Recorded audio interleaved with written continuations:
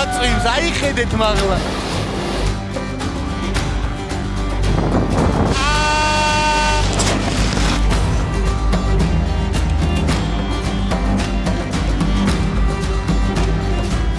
მრავალი ტროპიკული ექსპედიციის შემდეგ სოლომ ახალი პოლარული თავგადასავალი მოგვიმზადა. ჩვენ ახლა ვართ ისლანდიაში 10 გაბედულ ექსპედიტორთან ერთად და შევეცდებით შევასრულოთ ამ ექსპედიციის ორი მისია. ერთი ეს არის დავარტყათ მთლიანი წრე კუნძულ ისლანდიას და მეორე გამოვიჭიროთ ჩრდილოეთის ციალი. ჩვეულებრივ მოგზაურობას და ჩვენს ექსპედიციებს შორის განსხვავება ძალიან დიდია. ექსპედიცია არის ადამიანების ჯგუფის გამგზავრება სპეციალური შემეცნებითი მიზნებით და ამოცანებით, მაგრამ ეს მიზნები შეიძლება ყოველთვის ვერ შესრულდეს გამომდინარე ბუნების ამოუცნობი ხასიათისა. თუმცა ჩვენ ძალიან დიდი იმედი გვაქვს, რომ ისლანდია ძალიან კარგად დაგვამახსოვრებს თავს. ნახოთ რას გვიმზადებს ყინულის და ცეცხლის კუნძული.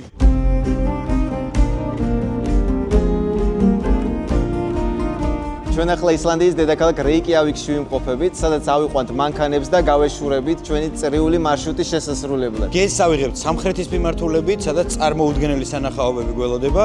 გზად გავივლით შავი ქვიშის სანაპიროებს, ლავას მდელოებს, მყინვარებს და იმედია გზად ველური ცხოველებიც გადაგვეყრება. ასე რომ გამოვყევით და ჩვენთან ერთად აღმოაჩინეთ ზღაპრული ისლანდია. პირველი დღეა ჩვენი road trip-ისა ისლანდიის გარშემო. ეხლა სელიანდაფოსზე მოვედით ისლანდიის სამხრეთით, ეს პირველი დიდი ჩანჩქერია, რომელსაც ვნახავთ. აქვე არის დამალული ჩანჩქერი, რომელიც ბევრმა არ იცის, რომელსაც მალევე მოვინახულებთ. გლუფრაჯუი. საერთოდ ისლანდიური სახელები ძალიან რთული წარმოსათქმელი არის და ვეცდებით შეცდომ არ დავუშვათ ამ სახელების წარმოთქმისას, მაგრამ ბოლომდე ვერ შეგპირდებით, იმიტომ რომ ძალიან რთული სახელებია, გაჩვენებთ გზა და გზა, როგორ იწერება და როგორ წარმოითქმება და როგორი მოგვიტევებთ. აი, ნამდვილი ექსპედიცია. რა მაგარი შეგრძნება, რომ ჩანჩქერის უკან შედიხარ და ფაქტობრივად გამოქვაბულში ხარ. და ამ გამოქვაბულის თავზე ჩამოდის ჩანჩქერი. ძალიან პირველყოფილი შეგრძნება არის, არ ვიცი როგორ ავხსნე. ვაუ! ბილიკი შემოდის ჩანჩქერის უკან. და ნუ რა თქმა უნდა, აქ მშრალი ვერ დარჩება ვერავინ. და ეს გლუფრაჯუის ჩანჩქერი, რომელიც დამალული არის ამ ორ კლდეს შორის. აქ რა ხდება? აქ რა ხდება? არის ესეთი მისტიური ადგილი, კიდევ ერთი ჩანჩქერი, სადაც შარშან ჩვენმა მეგობარმა თავის შეყვარებულს ცოლობას სთხოვა. ამიტომ გაითვალისწინეთ ხელის მწვანელებო. იდეალური ადგილია ხელის მწვანისთვის.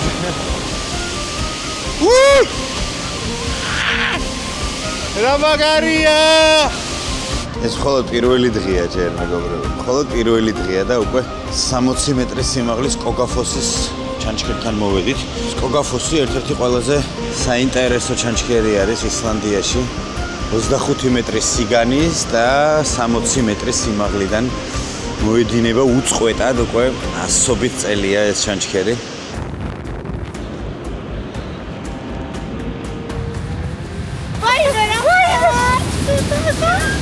დღეს აღამოს ვამთავრებთ ქალაქ ვიქში და ქალაქ ვიქში შესვლამდე შემოვიარეთ უსასრულო შავ სანაპიროზე, როგორც ადგილობრივები ეძახიან. ეს ადგილი ძალიან ცნობილია.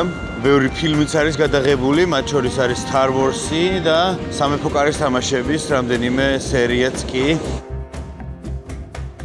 ეს სანაპიროები იმით გამოირჩევა, რომ ძალიან საშიშია აქ გადაადგილება, იმიტომ რომ ნებისმიერ მომენტში შეიძლება ისეთი ტალღა წამოვიდეს, რომ შეგიტრიოს ზღვაში. ეს კი საოცარი კოლონებია, რომლებიც დიდი ალბათობით გახდნენ რეიკიავიკის საკათედრო ტაძრის აშენების დროს ინსპირაციის წყარო. თურმე გეიზერი ისლანდიური სიტყვა ყოფილა და ამოფრქვევას ნიშნავს. ჩვენ ახლა სტროკურის გეიზერთან ვიმყოფებით, რომელიც სოფლიოში ერთ-ერთ ყველაზე აქტიურ გეიზერად ითვლება. 10-15 წუთში ერთხელ ამოიფრქვევა ხოლმე და მისი ამოფრქვევის სიმაღლე 20, ზოგჯერ კი 40 მეტრსაც კი აღწევს. პოსტაპოკალიფსი არის, ნახეთ, ეს არის სულ რამდენიმე დღის წინ ჩამოწოლილი ლავა. ეს რამე პოსტაპოკალიფტური ადგილი არ გეგონოთ, ახლა მივიდეთ ბლუ ლაგუნაზე. აქეთ ეს არის მაგმა, ეს არის ლავა, ადრე ჩამოსული. აქ არის ბილიკი აი აქ ვიყავით ჩვენ ცხელწყალში, სადაც ტემპერატურა 40 გრადუსამდეც კი აღწევს. ქალაქ გრენდავიკის გარშემო ისევ ყვითელი განგაშის დონე არის გამოცხადებული, იმიტომ რომ როგორც ხედავთ, ისევ გააქტიურებული არის ვულკანი და ნებისმიერ მომენტში შეიძლება ამოიფრქვას, ამიტომ ჩვენც ამ ტერიტორიას გავეცლებით, თლად უსაფრთხო არ არის აქ გადაადგილება. ექსპედიციის მეორე დღე დაიწყო. დღეს ძალიან გრძელი გზა გვაქვს, დაახლოებით 300 კილომეტრი გვაქვს გასავლელი და 1.15 სტოპი გვაქვს 300 კილომეტრის განმავლობაში.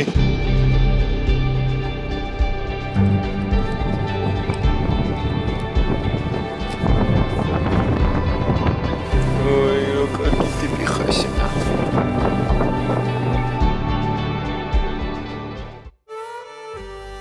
ნუფშტადურშიც მოვედით. ნუფშტადური იყო სოფელი, სადაც ვიკინგი ფერმერები ცხოვრობდნენ წლების წინ და დღეს ეს სოფელი მიტოვებულია, მაგრამ ჩვენ შეგვიძლია შევიდეთ მათ ძველ სახლებში, ვნახოთ როგორ ცხოვრობდნენ, ასევე არის ეკლესია. სოფელ ნუფშტადურის ტერიტორიაზე ადრე ერთი ბერი ცხოვრობდა და უვლიდა აქაურობას. მისი გარდაცვალების შემდეგ მიტოვებული არის ეს ტერიტორია და მხოლოდ ერთი ეკლესიაღა არის დარჩენილი. ეკლესია ძველი ისლანდიური სოფლის გაიხ.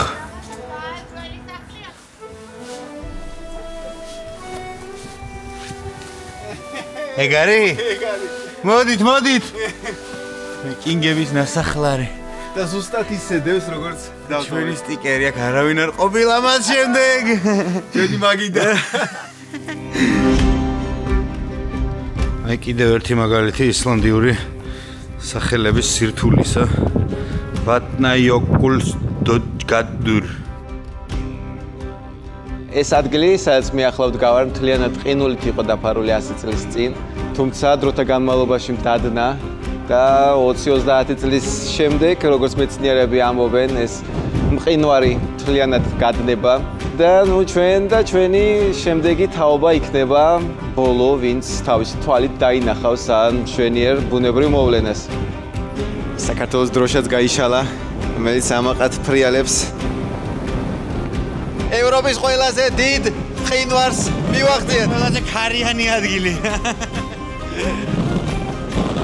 როგორ რა ქვია მყინვარს? იოკურსარლონი. ძლივს დავიმახსოვრეთ ეს სახელი. ახლა ვიმახსოვრებდით ამ სახელს. იოკურსარლონ. ეს არის ლაგუნა, ანუ მყინვარიდან ჩამოსული წყლის ტბა, ესე ვთქვათ. გაჩერება ძალიან ჭირს, ისეთი ქარი არის. ბრილიანტების სანაპირო არის შავი ვულკანური ქვიშის სანაპირო, სადაც ყრია ესეთი დიდი თეთრი ყინულის ლოდები. გადავრჩით, ორი წამიღო წყალ, მაკინახა მაგაც მომაგნო. ესეც დნება მეგობრებო, ესეც დადნობისკენ არის და გირჩევთ რომ აუცილებლად ნახოთ სანამ ეს საოცრება გაქრება უბრალოდ. მოკლედ აურორას აპლიკაციიდან მოვიდა ნოტიფიკაცია რომ თუ წამოწმენდილი არიოს შეიძლება ძალიან მალე ნახოთ აურორაო და თან გვიახლოვდება ინახეთის მწვანე არის ზოგადი აურორას ზონა, წითელი კი ეპიცენტრი. ცაც მოწმენდილია, ან ძალიან დიდი ალბათობა არის რომ აურორას ვიხილავთ დღეს. ყველაფერი ამაზე გულისხმობს. წინასწარი გათვლებია, მაგრამ ნახოთ სანამდვილად მოწმენდილი არის ამ პატარა ბლუკას თუ არ ჩავთვლით. აი ეს არის. ნუ აი იქ არის აშკარად რა, სადაც შეგვიძლია გავეკიდოთ. მგონი უნდა გავეკიდოთ. აი ეს ავრორაა რა. აი ეს 100%-იანი ავრორაა ეს. ეგარი. აი ეს არის ავრორა, ეს ზოლი რა, რომელიც ცოტა ხანში შეიძლება გადაიქცეს უფრო დიდ ნათებას და მოდი მე მგონი უნდა წავიდეთ ახლა ჩვენ და მოდი წავიდეთ და მოვინადიროთ. ჩვენი საოცარი თავგადასავალი ისლანდიის გარშემო გრძელდება. დღეს არის ჩვენი ექსპედიციის მესამე დღე, გუშინ ღამით ვერ ვნახეთ ავრორა, ბევრი მცდელობის მიუხედავად, დიდი ღრუბელი ჩამოწვარა და ეპიცენტრში ვიყავით ავრორასი. მაგრამ არაუშვებს წინ კიდევ ბევრი დღეებია და პროგნოზიც ისეთია, რომ დიდი შანსია ვნახოთ ავრორა. ახლა კი შემოვიარეთ ვიკინგების ნასახლარში, ეს ნამდვილი ნასახლარი არ არის, ეს არის ფილმის სეტი. საკმაოდ მისტიურია ეს ადგილი და ამავდროულად ძალიან კარგად ასახავს თუ რა პირობებში უწევდათ ვიკინგებს გადარჩენა, ცხოვრება, რა ტიპის სახლებს აშენებდნენ და როგორი იყო მათი ცხოვრების სტილი. ის ნამდვილი ვეშაპის ხერხემალია. ვეშაპებს ვიკინგები აქტიურად იყენებდნენ საკვებად, ნადირობდნენ მათზე.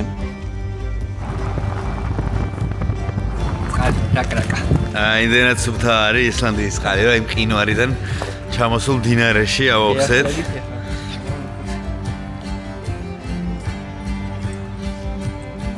აუმაგეს. ძალიან კაი არა? ჩამოვედით სტოკნესის ნაციონალურ პარკში, რომელიც ჩემი აზრით ისლანდიაში ერთ-ერთი ყველაზე გამორჩეული ადგილი არის თავისი სილამაზით და თავისი მისტიურობით, თავისი შავი სანაპიროებით. სასწაული ადგილია და ნაკლებად ტურისტული.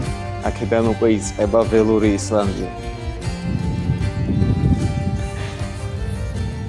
რა ლამაზები ხართ, ყველანი. აი, რაღაც გამოისახა პატარა ზოლი. აი, თქვენც დაინახავთ. ეს არის თავზე გოაკ, იმედია უფრო გაბერდება და უფრო ინტენსიური გახდება. ვაუ, მოძრაობს და უფრო მკვეთრი ხდება. თან ახლა სინათლით დაბინძურებულ ადგილას ვართ, ნახე სახლებში ვართ და ვაუ! ხალხო, სასწრაფოდ გამოდით გარეთ. სათხარ! ვაი!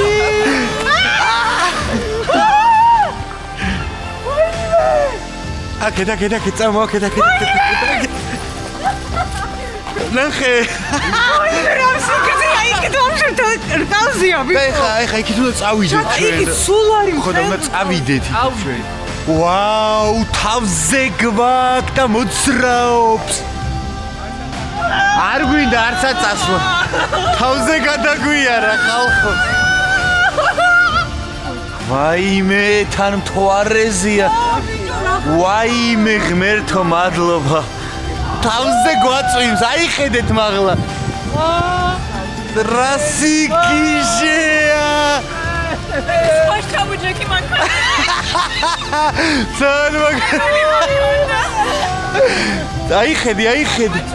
Naxhe რამდენიმე ფერი არის. Ვაიმე, რა სილამაზია.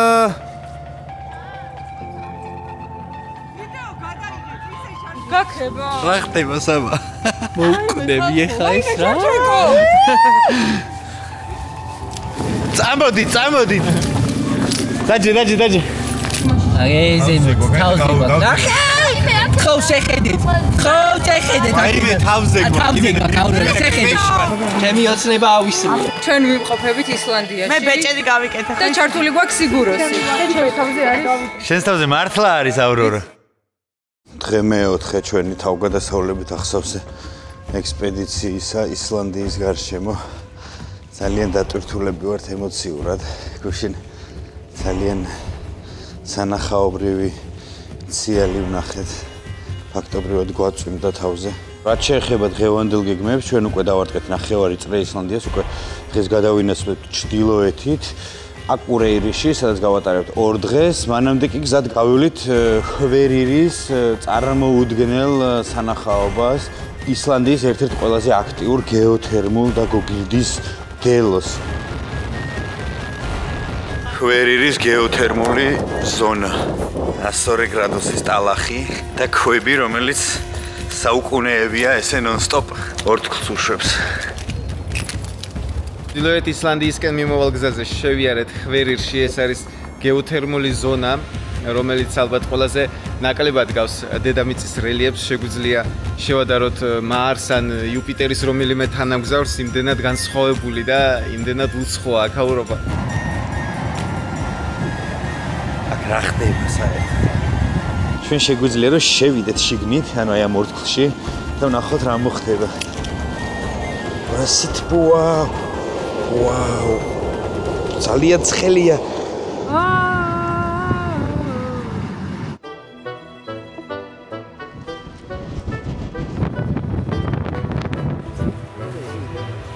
პირდაპირ მიყავხარ რა, ისეთი ქარი არის თან, ძალიან ცვალებადია ისლანდიაზე. კლიმატი დილით საერთოდ არ იყო ქარი. არც წვიმა იყო, ეხლა ქარიც არის, მე წვიმაც იქნება, მე ისე მზე გამოვა. მეტგრად მოაბიჯებენ ჩვენი ექსპედიტორები. დღეს ნამდვილი ისლანდიური ამინდი გვაქვს გუშინდელის განსხვავებით. ეს კანიონი არის 2 მილიონი წლის და მყინვარი რო დებოდა ვატნაიოკულის მყინვარი, იქიდან ჩამოდიოდა წყალი და ამ მდნარმა წყალმა გააკეთა კანიონი. გაჭრა კლდე. სასწაული ხედია, ნამდვილად ღირდა აქ ამოსვლა. ეს კი ჩანჩქერი ჰენგიფოსია, რომელიც ფაქტობრივად წარმოადგენს ისლანდიის გეოლოგიური წარსულის ძალიან კარგი ილუსტრაციას. ეს წითელი ფენები 5-6 ცალი არის ლავისგან, გამშრალი ლავისგან, რომელიც ფარავდა ყოველი 5 მილიონი წელი, კუნძულს მთლიანად ფარავდა და კარგად ჩანს თუ რა გამოიარა ამ კუნძულმა, რომ გამხდარიყო ესეთი როგორიც არის დღეს. და აი გოდაფოსთანაც მოვედით, ეს არის ჩანჩქერების ღმერთი. სასწაულის სანახაობა არის. ლეგენდის თანახმად მითოლოგიურმა გმირმა აქ ღმერთის ქანდაკება დაარტყა და სწორედ ამიტომ გამოისახა ეს უმრგვალებული ფორმა. მე რამდენე ავრორაზე ნადირობის და აი უკვე გამოჩნდა. ოდნავ ეხლა ეს ზოლი რაც წინ არის, უფრო გამკვეთრდება. შეხედეთ! არა, ეს შეუიარაღა მომხარდა. კი, აი ეს წინ, ნახე, აქ ნახეთ, ვაიმე.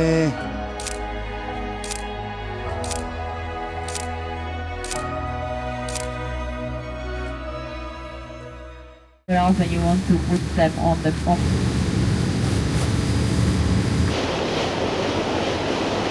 ისლანდიის ფიორდებში ბევრი სახეობის ვეშაპი ბინადრობს, თუმცა მათი აღმოჩენა მათ ხასიათზე არის დამოკიდებული. თუ დღეს კარგ ხასიათზე იქნებიან ვეშაპები, შეიძლება ამოხტნენ, შეიძლება კუდი გაგვიქნიონ, ნახოთ როგორ ხასიათზე იქნებიან. აი ამ ვეშაპების ნახვის შესაძლებლობა გვაქვს. თუ მოისურვებენ. ცხელ ჩანჩქერთან მოგვიყვანეს პირველი სტოპი. არის ცხელი ჩანჩქერი, საიდანაც გამოდის დაახლოებით 80 გრადუსის ტემპერატურა. ვაუ! აქ რა ხდება? ცხელი ჩანჩქერი გინახავთ? ცხელი წყლის ჩანჩქერს მე პირველად ვხედავ.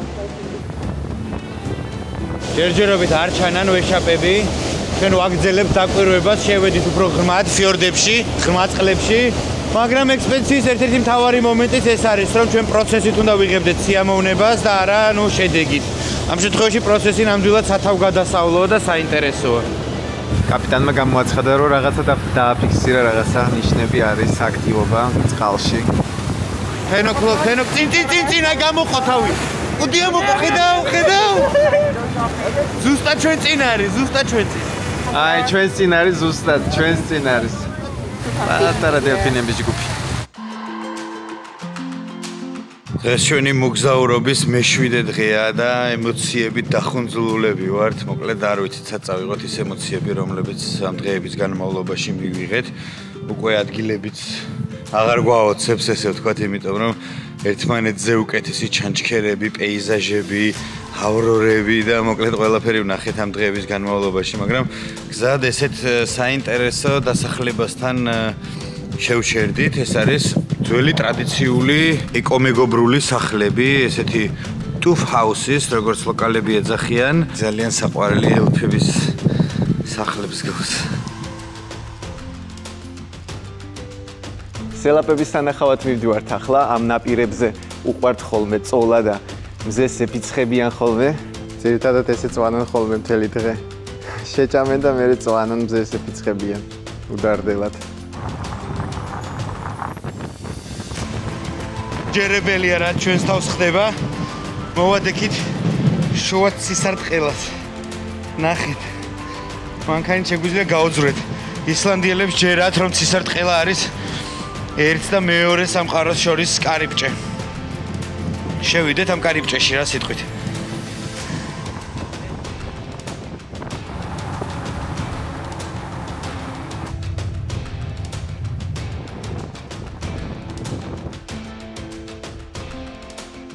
არ ვიცი რამდენად ჩანს და აღიქმება კადრებზე, მაგრამ ეს ადგილი ჩვეულებრივი ადგილი არ არის. ეს ყველაზე ნაკლებად გავს პლანეტა დედამიწას. ეს არის მარსი. ან იუპიტერის თანამგზავრი, როგორც უკვე აღვნიშნეთ.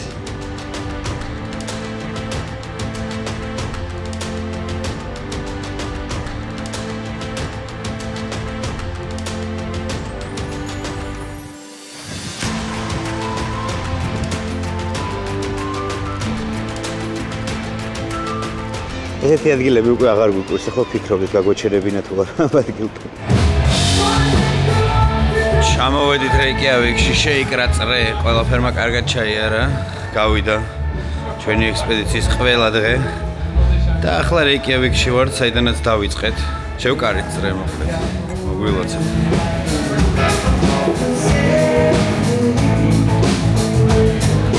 და ჩვენი ადრიანი ექსპედიცია ისლანდიაში დასასრულს მივახლოვდა. ჩვენი ორივე მისია, რომელიც ჰქონდა დასახული, ერთი ციალის ნახვა და მეორე მთლიანად კუნძულისთვის წრის დარტყმა, ორივე წარმატებით შევასრულეთ. შეიძლება ითქვას, რომ პროგრამა მაქსიმუმი შევასრულეთ ამ ექსპედიციაში. ციალსაც ალბათ დღე გამოშვებით ვნახულობდით, მეტნაკრები სიმძლავრით წრეც მშვენივრად შეიკრა. მოგზაურობა დავიწყეთ რეიკიავიკში, ისლანდიის დედაქალაქში, სადაც ავიყვანეთ მანქანები და გავეშურეთ სამხრეთისკენ, სადაც წარმოუდგენელი სანახაობები გველოდა. შავი სანაპიროები, ჩანჩქერები, მყინვარები, ველური ცხოველები, ან მოკლედ იმდენად დახუნძლული იყო შთაბეჭდილებებით ეს მოგზაურობა, რომ მთელი ცხოვრება რო გაყვება ესეთი მოგოდებები. ახლაც ძლივს უყრით სიტყვებს თავს, იმიტომ რომ ძალიან ემოციების ქვეშ ვართ. ყოველდღიამდენი სურიალური სანახაობა, არაამქვეყნიური პეიზაჟები, მოკლედ ძალიან რთულია გადასახარშად და ცოტა დრო დაგვჭირდება. მიუხედავად იმისა, რომ ეს არც ჩვენი პირველი და არც მეორე მოგზაურობა გახლავთ ისლანდიაში. თუმცა ერთხელ როცა ეწვევი ამ ქვეყანას, აი გამორიცხულია, რომ შემდეგ მეორეჯერ, მესამეჯერ არ მოგინდეს აქ მოგზაურობა, იმდენად შთამბეჭდავია ეს ყველაფერი. ზუსტად ესე არიან ჩვენი ექსპედიტორებიც, ისინიც იგივეს ფიქრობენ და ისინიც ძალიან დახუნძლულები არიან შთაბეჭდილებებით. ისლანდიაში მოგზაურობის ყველაზე ოპტიმალური საშუალება არის road trip-ი, ეგრეთ წოდებული მანქანით მოგზაურობა, გამომდინარე მკაცრი კლიმატური პირობებისა და არც თუ ისე მჭიდროდ დასახლებული ადგილებისა. ინფრასტრუქტურაც ძალიან გამართული არის, ძალიან კარგი ხარისხის სასტუმროები არის, ამიტომ სრული კომფორტი არის მოგზაურობის. ასე რომ თუ ისლანდიაში მოგზაურობას გადაწყვეტთ, ჩვენ აუცილებლად გირჩევდით, რომ გააკეთოთ ეს წრიული მოგზაურობა და არა ისე როგორც უმეტესობა ტურისტების აკეთებენ, ჩამოდიან რეიკიავიკში, შემდეგ day trip-ებზე, ანუ ერთდღიან გასვლებზე გადიან რეიკიავიკიდან რამდენიმე კილომეტრში. ისლანდია, ნამდვილი ისლანდია რეიკიავიკის იქით არის, რაც უფრო შორს ხართ დასახლებული პუნქტებისგან და რაც უფრო ღრმად ხართ შესული ბუნების წიაღში, მით უფრო სანახაობრივია იქაურობა. ეს ნაციონალური პარკიც, რომელშიც ახლა ვიმყოფებით, ჩვენთვისაც აღმოჩენა, ჩვენ პირველად ვართ აქ და განცვიფრებას ვერ ვალავთ, იმდენად შთამბეჭდავია აქაურობა. გამოიწერეთ ჩვენი არხი, შემოგვიერთდით შემდეგ ექსპედიციებში და ჩვენთან ერთად აღმოაჩინეთ სოფლიოს განსაკუთრებული ადგილები. და წინასწარ გეტყვით, რომ ჩვენი და სოლოს მომავალი ექსპედიცია ძალიან ტროპიკულ ადგილას არის, ოკეანეების გადაღმა, ისეთ ადგილს გიმზადებთ, რომ წესით ძალიან უნდა დაგაინტერესოთ. დროებით.